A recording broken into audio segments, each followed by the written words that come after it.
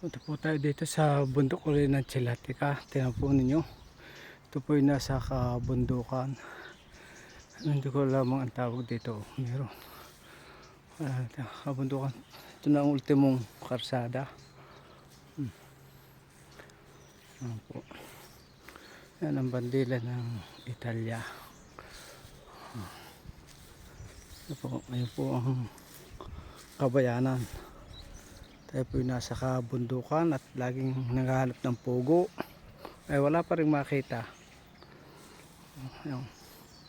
Pero ang ating natakpo po ito, ito chapel. Pubo, Nuluso.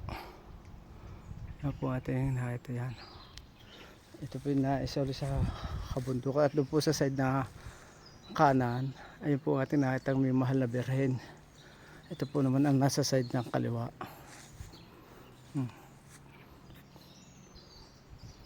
Ayan o. May grotto yata dito o. Tingnan po natin ang nasa loob. Makikitingin po. Pero may hindi bawal. Ayan po ang kabayanan ng Chilatica.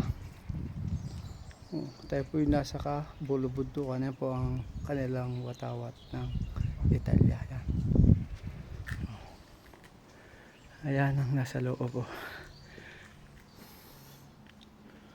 Hindi natin makita, maliwanag po.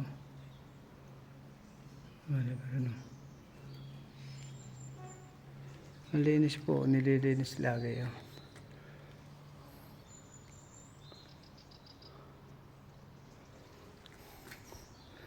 Yan. Tayo po ay narito na sa kabundukang ito.